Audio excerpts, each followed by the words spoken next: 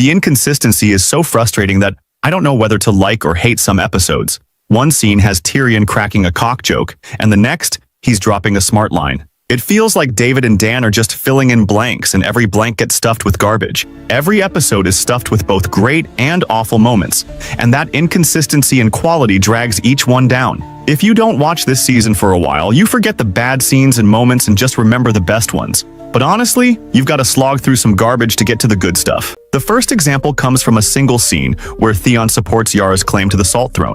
I really liked this scene. It was satisfying for Theon's redemption arc, showing how far he'd come after betraying Yara back in Season 3. It was a wholesome moment, and a solid payoff for the long history between these two characters. But then the scene gets ruined with Euron Greyjoy's awful entrance. He shows up and starts spewing a bunch of nonsense. The funny thing is, he even admits to killing Balon Greyjoy, and no one seems to care. What, not a single person out of that whole crowd was loyal? Theon raises a good point, and Euron's response? A crude cock joke, followed by even more cock jokes. Wow, David and Dan, what a hilarious humor.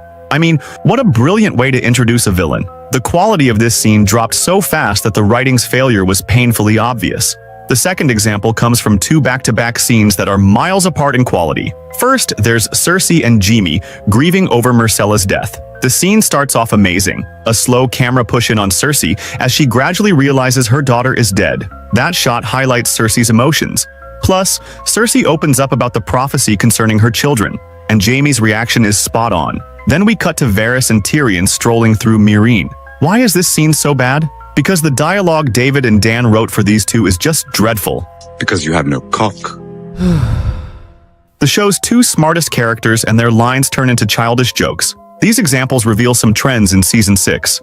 David and Dan were running out of source material. They only had an outline for the Winds of Winter. How developed that outline was is a mystery, so this gap in writing quality might just be because David and Dan picked the good dialogue and moments from the outline and filled in the rest with their own stuff.